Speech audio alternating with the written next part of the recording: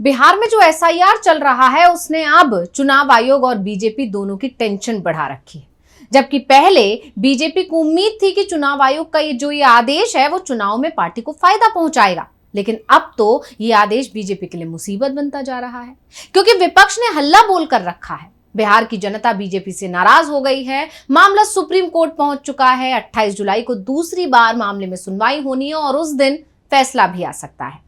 यानी बीजेपी और चुनाव आयोग पहले ही एसआईआर को लेकर चौतरफा घिरे हुए हैं, लेकिन अब बीजेपी की मुसीबत और ज्यादा बढ़ने वाली है, क्योंकि अब चुनाव आयोग का यह फैसला केंद्र सरकार को मुश्किल में डाल सकता है। बीजेपी के सहयोगी दलों के सुर बदलने जो लगे हैं, क्योंकि अब वो भी उसी तरह से सवाल उठा रहे हैं जैसे इंडिया गठबंधन की तरफ से उठाए जा रहे हैं। यानी अब एनडीए के अंदर इस मामले में दरार पड़ गई है। तो आखिर क्यों होने लगे हैं ऐसे दावे? आखिर क्यों चुनाव आयोग के आदेश से फंसी केंद्र सरकार? इसी पर हम अपनी स्पेशल रिपोर्ट में करेंगे चर्चा। नमस्कार, मैं हूं अंशिता। बिहार में विधानसभा चुनाव से ठीक पहले चल रहे स्पेशल इंटेंसिव रिवीजन को लेकर सियासत काफी गर्म है। विपक्ष सड़क पर उतरकर प्रदर्शन कर रहा है और तो और आम जनता भी अब इसके खिलाफ अपनी नाराजगी खुलकर दिखा रही है। लेकिन अब ये मामला सिर्फ बिहार और विपक्ष तक ही सीमित नहीं रह गया है, बल्कि बीजेपी के अपने ही सहयोगियों ने अब एसआईआर का विरोध करना शुरू कर दिया है। जब तक ये मामला बिहार तक सीमित था तब तक सहयोगी इस पर चुप्पी साधे हुए थे, लेकिन जैसे ही चुनाव आयोग ने ऐलान किया कि ये अभियान पूरे देश में किया जाएगा, सहयोगियों ने इसका विरोध शुरू कर दिया है। सहयोगी अब इस पर आपत्ति जता रहे हैं, जिसमें सबसे आगे हैं चंद्रबाबू नायडू की टीडीपी।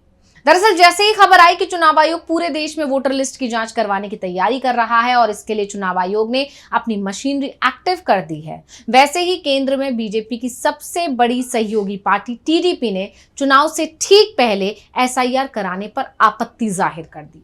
और तो और टीडीपी ने यह भी कहा कि एसआईआर का दायरा स्पष्ट किया जाए और इसे नागरिकता सत्यापन से अलग रखा जाए। अब एसआईआर पर पूरे देश में बवाल मचा हुआ है। गैर बीजेपी शासित राज्यों में तो पहले ही सरकारों ने मोर्चा खोल दिया, यहां तक कि विपक्ष तो इसे पिछले दरवाजे से एनआरसी लागू करने जैसा बता रहा है।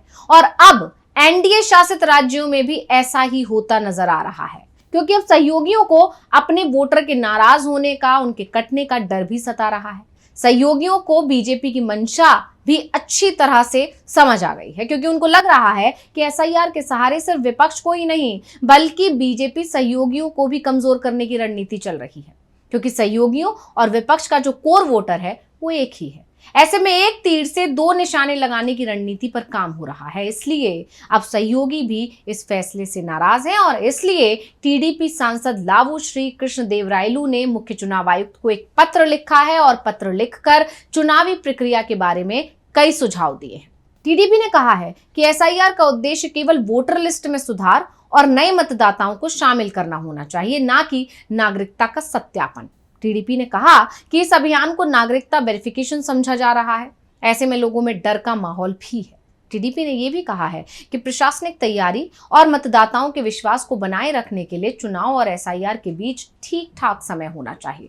चुनाव से 6 महीने के अंदर वोटर लिस्ट की गहन जांच करवाना ठीक नहीं है। उन्होंने कहा कि आंध्र प्रदेश में 2029 से पहले विधानसभा के चुनाव नहीं होने वाले हैं। ऐसे में वहां जितनी जल्दी हो सके एसआईआर की प्रक्रिया शुरू करवाई जा सकती है। तो टीडीपी ने चुनावी प्रक्रिया को आसान और पारदर्शी बनाने के लिए दूसरे कई और भी सुझाव दिए हैं। पत्र में कहा गया है कि हर साल कैग के अंडर थर्ड पार्टी ऑडिट करवाया जाए, जिससे कि किसी भी तरह की गड़बड़ी का पता लगाया जा सके। इसके अलावा मृतकों और दूसरी जगह शिफ्ट हो चुके लोगों का नाम वोटर लिस्ट से हटाने के लिए एआई का इस्तेमाल किया जाए।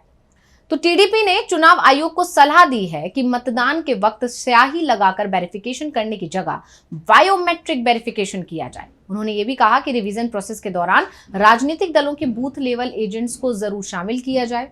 इसके अलावा वोटर लिस्ट का प्रारूप जारी करने के साथ ही रियल टाइम वेरिफिकेशन का भी विकल्प दिया जाए। टीडीपी ने कहा कि वोटर लिस्ट में नए नाम जुड़ने या फिर हटाने का जिला वार डेटा ईसीआई के पोर्टल पर अपलोड किया जाए।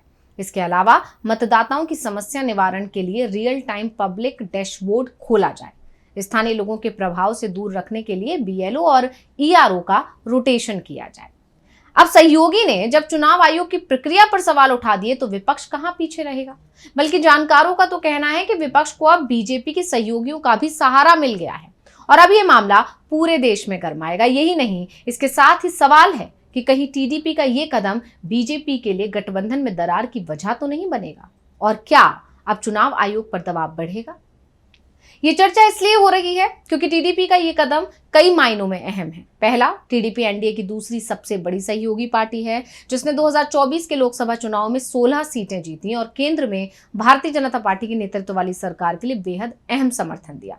ऐसे में गठबंधन के अंदर से ही एसआईआर जैसे मुद्दे पर असहमति का सामने आना बीजेपी के लिए एक चुनौती हो सकता है।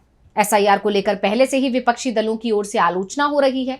विपक्षी दल इसे एनआरसी का एक परोक्ष रूप बताकर सरकार पर हमला बोल रहे हैं, और इस बीच अब टीडीपी का ये पत्र गठबंधन के भीतर मतभेदों को उजागर करता है।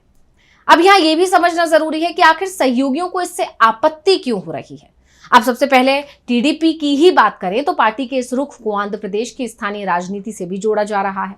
हाल ही में आंध्र प्रदेश में विधानसभा चुनाव में शानदार जीत के बाद मुख्यमंत्री बने चंद्रबाबू नायडू अपने राज्य में सभी समुदायों के बीच संतुलन बनाए रखना चाहते हैं। आंध्र प्रदेश में अल्पसंख्यक और सामाजिक आर्थिक रूप से कमजोर वर्गों का एक बड़ा वोट बैंक है, और टीडीपी नहीं चाहती है कि एसआईआर को लेकर कोई गलत संदेश जाए। इसलिए उन्होंने बिना देरी किए इस पर आपत्ति जता दी, जिससे उनके कोर वोटर्स का भरोसा उन पर और बढ़ जाए। वहीं जानकारों का यह भी मानना है कि टीडीपी के पत्र ने चुनाव आयोग पर दबाव बढ़ा दिया है। पहले से ही कई संगठनों और विपक्षी दलों ने एसआईआर की प्रक्रिया पर सवाल उठाए हैं, और अब एनडीए के एक प्रमुख सहयोगी दल की ओर से इस तरह की मांग ने हालात को और मुश्किल कर दिया है। जानकारों का मानना है कि चुनाव आयोग पर अब न केवल प्रक्रिया के दायरे को साफ करने के लिए बल्कि ये भी सुनिश्चित करने के लिए दबाव बढ़ेगा कि ये जनता में भय या अविश्वास ना पैदा करे। अब टीडीपी का ये कदम बीजेपी के लिए एक चुनौती हो सकता है, क्योंकि टीडीपी और जनता दल यूनाइटेड जैसे सहयोगी दलों के बिना केंद्र में सरकार बनाना और चलाना मुश्किल है। और इसीलिए अब कहा जा रहा है कि चुनाव आयोग का ये आदेश मोदी सरकार के लिए सिरदर्द बन गया है, और अब केंद्र सरकार भी खतरे में आ गई है। तो रिपोर्ट आपको कैसी लगी हमें कमेंट करके अपनी राय जरूर दीजिएगा। इसी के साथ मुझे दीजिए इजाजत। देखते रहिए डीवी लाइव। नमस्कार। हमारे चैनल से जुड़े रहने के लिए YouTube पर टाइप करें डीबी लाइव, सब्सक्राइब बटन को क्लिक करें और बेल आइकन को दबाना न भूलें ताकि खबरें आप तक पहुंचती रहें। देखते रहिए डीबी लाइव, क्योंकि यहाँ हैं खबरें लगातार। हमारे चैनल से जुड़े रहने के लिए YouTube पर टाइप करें डीबी लाइव, सब्सक्राइब बटन को क्लिक करें और बेल आइकन को दबाना न भूलें ताकि खबरें आप तक पहुंचती रहें। देखते रहिए डीबी लाइव, क्योंकि यहाँ हैं खबरें लगातार।